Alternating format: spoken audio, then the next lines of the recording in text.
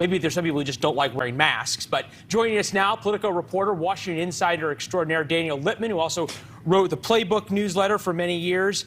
I guess the obvious answer of how we got here in Washington, everyone would say blame President Trump, but it feels more complicated than that.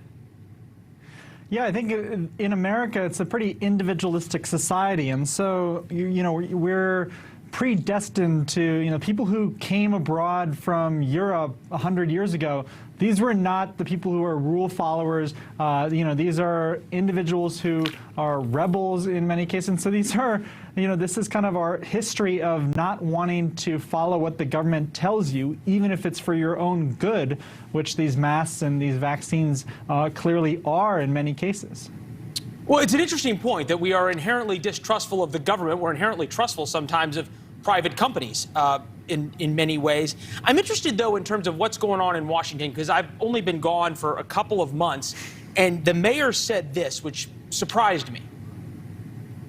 Beginning this Saturday at 5 a.m., I will issue by mayor's order the directive that people over the age of 2 must wear a mask indoors regardless of their vaccination status.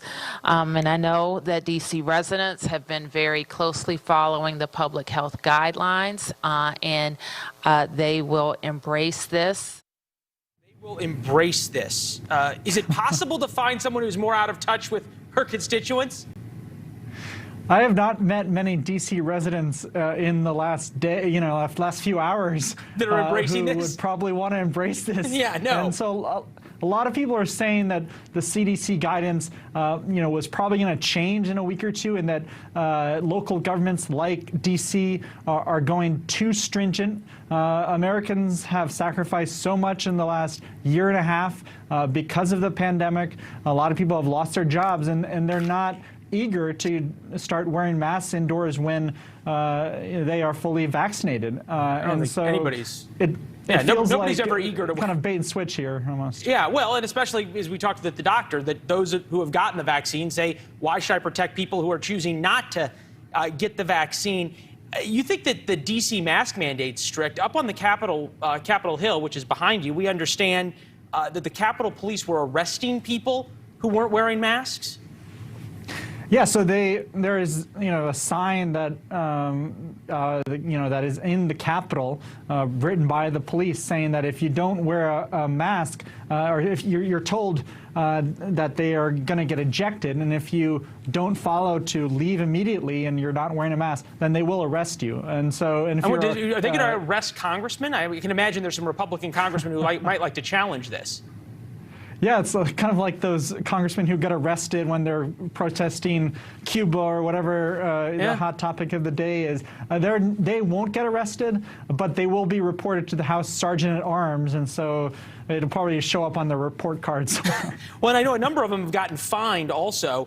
Daniel, I want to get back to what you said earlier about sort of the idea of American exceptionalism, American independence. We don't like the government being told, telling us what to do. Have you heard any discussion from your sources about the messaging here from the CDC? They've been wrong about so much. It wasn't airborne, they screwed up the testing, then we shouldn't wear masks, then we should, on and on. Is there been any discussion about sort of how to try and increase America's confidence in these institutions that so many people just don't trust anymore? Well, I think a lot of Americans, to be fair, have started to trust in the institutions, since President Biden took office, because he's been able to roll out the vaccine that was introduced under President Trump and under his leadership and his administration, Operation Warp Speed.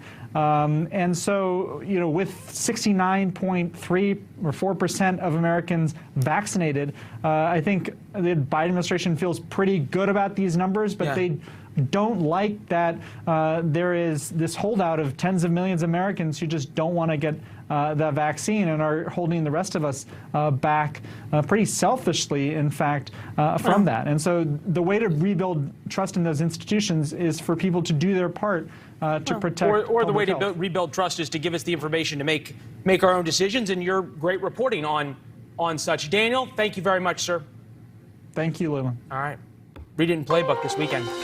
For the first time in history, prosecutors have charged a Roman Catholic cardinal with sexually abusing a minor. It's hard